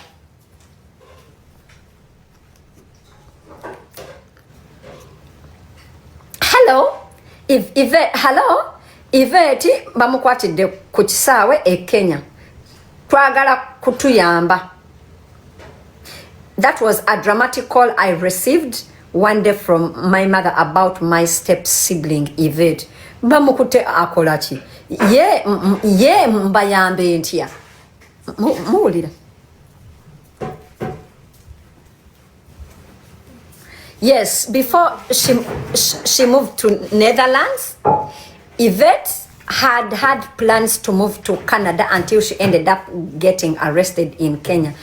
Can you tell Frank to help us? My mother continued. At that time, of course, I had no idea just how deep the saga ran. I relayed happily to Frank, my then husband and father of my 2 beautiful boys. But unsurprisingly, he was unable to assist. I mean, Frank was not exactly the president of the universe, as he could just click his finger and puff, Yvette would be released. The more I pressed for details about this mysterious journey that I was completely unaware of, the more convoluted that narrative became. My mother eventually told me that Yvette had been traveling with documents that belonged to her cousin, Jasmina, who lived in Canada. Months earlier, I had actually told her to be patient, that I would help with any legal way I could. I told them I would send her an invitation later for her to visit Europe. She instead chose to do her dirty games behind my back. Only after things backfired did Mama come running to me for help. Later, I arranged for her to travel to France, but because I had previously gotten a visa for Nicholas to come to France and later to the UK, the French embassy demanded to see him first before issuing any visa for anyone in my family. Nicholas was still in the UK at this point. I told Mama that he had to go back to Uganda so his sister could travel, and I promised him that I would once again arrange for invitations for them all. Eventually, in 2003, I did send them invitations together with my best friend Lydia, but Yvette never presented herself for the visa interview at the time and so did not travel. Yvette goes to the Netherlands. In 2005, after that failed attempt to go to Canada, I extended another invitation for Yvette to come visit me and my family in France. To be quite honest, having to stay with me hadn't exactly filled me with excitement, but well, she seemed to be desperate to travel and change her environment, so I did her this favor. In France, I picked her up from the airport. I showed her around town and we did all the touristy stuff in the so-called lights of Paris. I introduced her to a colleague I worked with in the music industry, and in fact, he ended up inviting her to record some beats, and that sounded pretty cool. Unfortunately, we had planned for her to stay with us for only a week, and she only had one more day left in France, so we didn't pursue this recording gig further. I bought tickets for me and her to go visit a friend in the Netherlands, someone Yvette had never met before. I only stayed in the Netherlands for 2 days because I had work and family commitments back in France. But Yvette decided to stick around longer, and she had 4 planned. She never actually left the Netherlands. I mean, yeah, like all of us. About a week after leaving her in Netherlands, I checked in on her and everything seemed fine.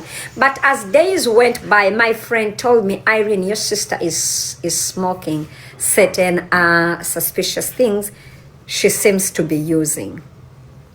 Using? I was puzzled. I had never known Yvette to engage in anything out of the ordinary. Alcohol, yes, but anything stronger than that? In truth, Yvette was indeed smoking not just your ordinary cigarettes.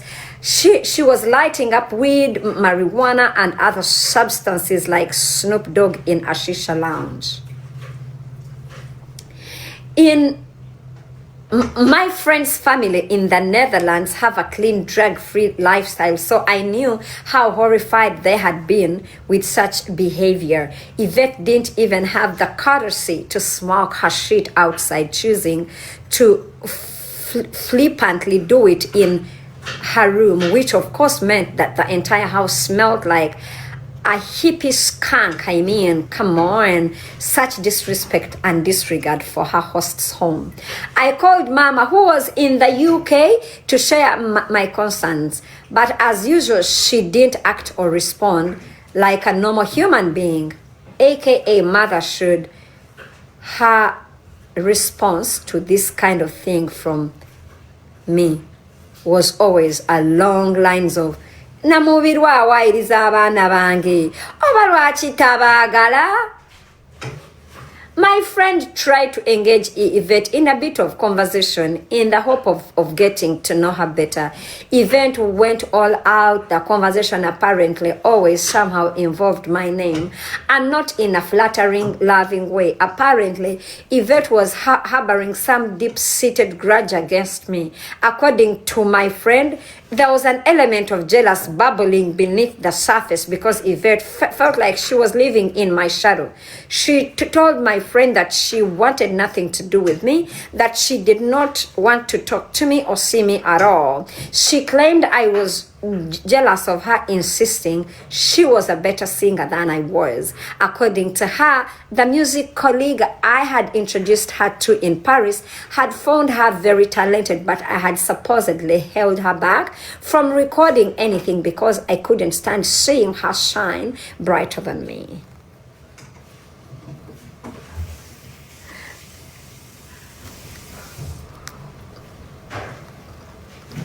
It's worth mentioning that before I recorded my breakthrough song in Uganda, Yvette had already released an album, several singles that actually did quite well on the airwaves. Unfortunately, long-term success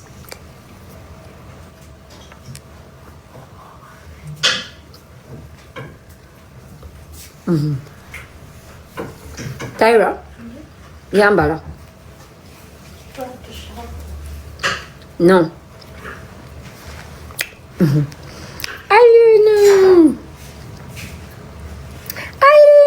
Irene.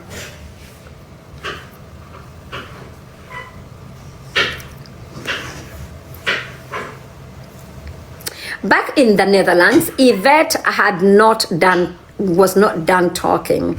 Remember, this girl is like a caffeinated parrot. Remember, she said she does not use verbal aggression on anybody, not her mother, not her siblings. But again, it's worth, back in the Netherlands, Yvette was not done talking. Remember, this girl is like a caffeinated parrot. She can talk for World Cup. As we say in Uganda, her thoughts have always her thoughts have thoughts that have their own thoughts, and they all came pouring out of her beak for hours and hours on the end. I mean, Irene, this is a person that is mentally unstable and is using. Are you that dumb not to see that? Anyway, we read and we don't judge.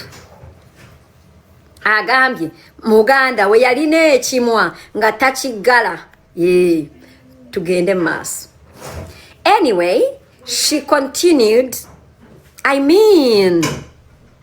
She said that I was possessive. Yes, you are.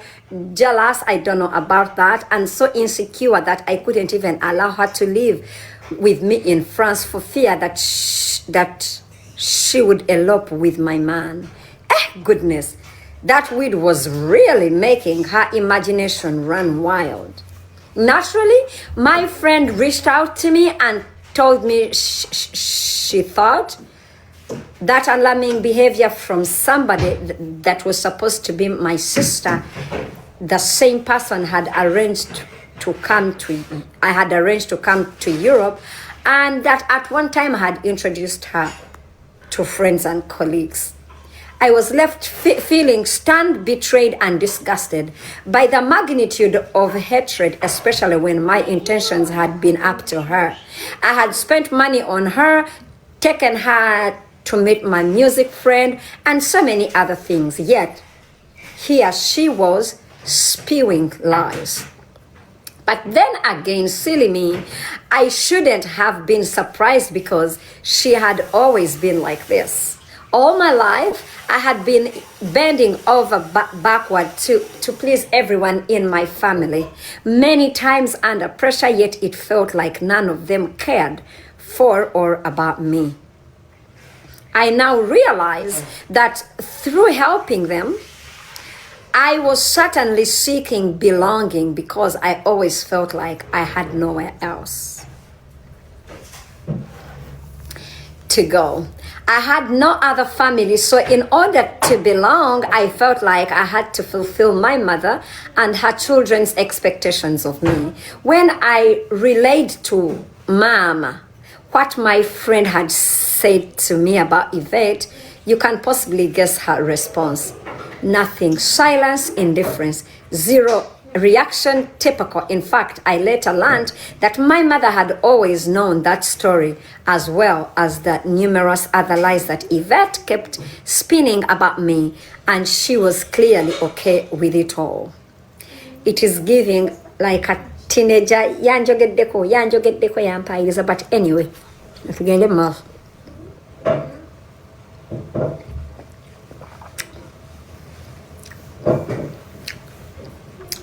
I told my friend to to ask Yvette to leave her house. Not only because she had bad-mouthed me, but also because of the fact that she had at this point decided that she was staying in Europe by any means. I mean, yeah. I did not hear from Yvette for 3 long, blissful years. I wanted nothing to do with her. So in short, yagamba chaliwe agobe muganda we. Okay? I actually never confronted her about what my friend had told me, so her silence in this period of time was clearly the guilt that she was feeling. You think so? I also never received a single message of gratitude or remorse. For what? Irene, gratitude for what?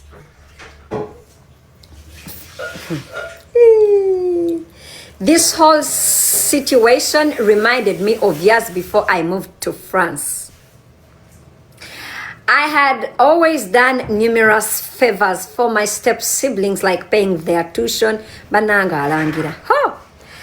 Banange Irene yalangira olaba no kusasula eddwaliro lya taata we alyogera kolaba n'okugula emmere mu nnyumba akyogera olaba n'okusiimuula bannange oli alangira mama era you guys, when I'm reading ebintu bya Irene ndabira ddala nga I'm really a good person. Yeah. Obagulira essimu, obagulira engoye, okumugulira akagaali.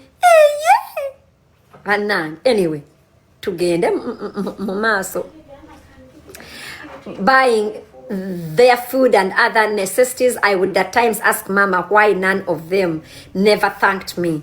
Not that I expected a standing ovation from them, but a simple webale would have been nice. No? One day I overheard Yvette saying, Chikulu Irene alowooza ye kabaka wano. Mbu tulina okumugulumiza, okumutendereza, okumwebaza, oba yabitukolera abikole. Strangely enough, I had continued to help them even after this. I gave birth to my first child in 2008. Throughout that period, Mama continually tried to bring up a chit-chat around about Yvette. It was clear she had somehow expected me to communicate with her and gloss over how she and Mama, for that matter, had treated me in the past. Irene, bitch, this is your mother trying to make sure you and your sister are in talking terms. Oh my God. I'm tired of reading the book too. Take it off. Take it off. Thank you.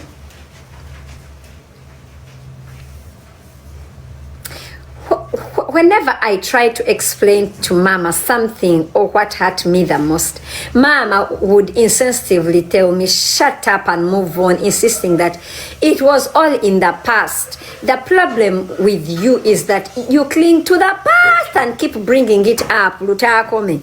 Just move on and do for them what I'm asking you, she would say.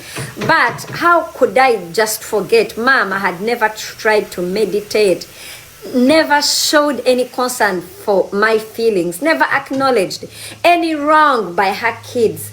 By mid-2008, Mama was telling me about Yvette's tough life and her struggles in a refugee camp in Netherlands. Most of this communication was through emails, which I still have. She gradually started asking me to send Yvette some money. I felt a pang of sympathy for her, and in the end, Mama convinced me to visit her. I agreed because I wanted to try to turn a page and give peace another chance. I covered mine and my children's travel costs from France, as well as Mama's from London to Den Bosch in Netherlands. Yvette picked us up at the train station and she seemed happy to see us. I was slated to spend about 4 or 5 days with her, while Mom planned to leave earlier back to the UK. For 3 years up to this point, Yvette and I only communicated through Mom. However, there was this one time just before I met her again in the Netherlands, where she had messaged me about a possible performance in Amsterdam. I doubted whether there was an actual concert or if she was trying to re-establish communication with me. Since she was involved and knowing that I knew about her character, I had politely declined the invitation to perform, deciding to keep my distance and guard up. Little did I know that she was fuming and holding a grudge because of my refusal to perform at this concert. I mean, yes. And I was about to find out during this visit. The first night with her in Den Bosch went smoothly. Yvette prepared a wonderful meal and also introduced me to her boyfriend, who would later become the father of her kids. Bademanyi yali mu camp. Wanji? Bademanyi yali mu camp. And in Netherlands, and he had been in the country longer than Yvette had been apparently, and he had apparently helped her a lot during her time in the camp. He seemed to genuinely love her. From what I gathered, her residency papers had been approved faster than his, so she ended up in a house while he remained in the camp. Bertrand was French speaking and seeking, and I speak French fluently too. Me and him communicated comfortably. He was a nice guy, and I was grateful for the care he had shown Yvette. I offered to do all the shopping for our short visit, including drinks. Since I was breastfeeding, I managed to sip a small glass of wine. However, Mama and Yvette seemed to be gearing up for an all-nighter because, my goodness, these two guzzled booze all night. The following day, we headed out to park and explore the area around town. My eldest son was being particularly difficult on this day, as kids can be, which led me to raise my voice at him out of frustration. Parents can relate, right? Yes, I can relate. Back at Yvette's that evening, his naughtiness continued. I had to rebuke him, and yes, I gave him a gentle swat on the butt.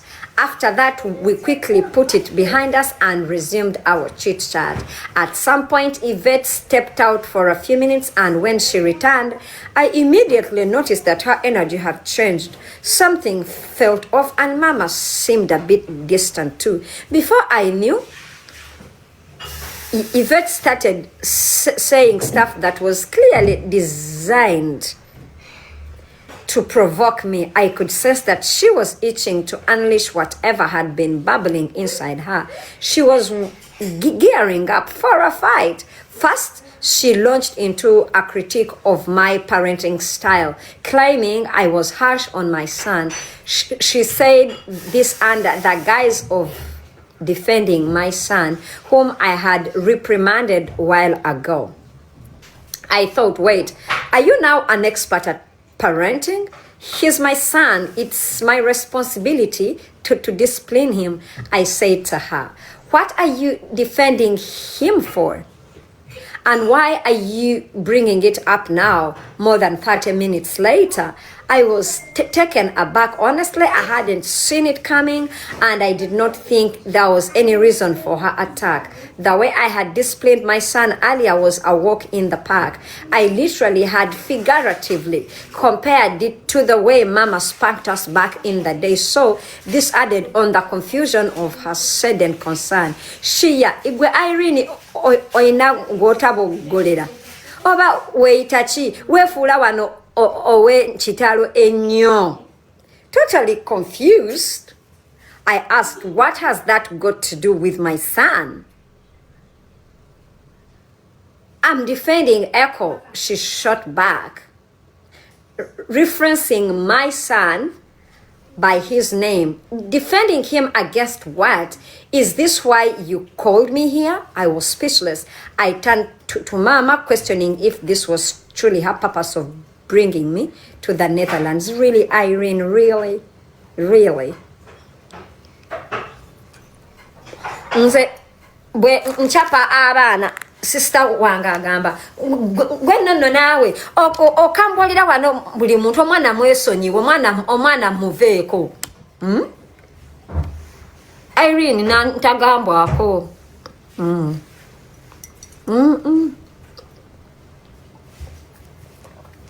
Anyway, let's continue.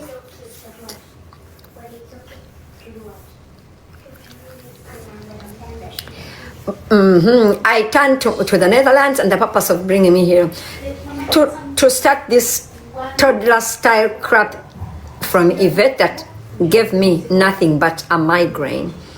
Yvette wasn't done with her sudden attack on me, and need I remind you how she absolutely loves verbal wrestling, matches with the thrives in unleashing such drama. She continued, kyokka bambi weefuula vumbi mbu ogaana okukola show in Amsterdam wabula weepanka. How can you refuse 5,000 euros? I actually put you on a conference call with the organizers, and when I called you and they all thought you were, when I called you, they all thought you were full of yourself. She continued unloading her foolishness.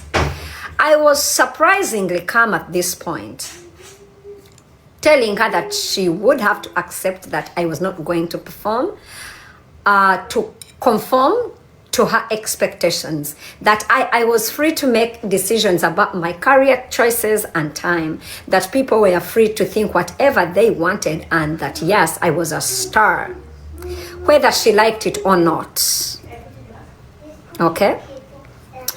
Mom interjected with a few mumbles. Is it okay? Wait, who is that one? Ani asindise request. Babe, Ani asindise request. I'm also almost done. Yeah. Mukirize aje, because this is the last reading. Then I go. Then when I come back, we come and continue. Kanakata what tugenda kasoma. We are having a night at the book club. Yeah.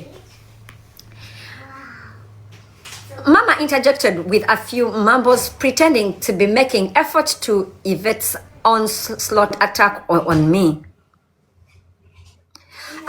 Mitina mumuleka agenda tutawanya. Nedda gwe Tyra banenze lwaki ba mute.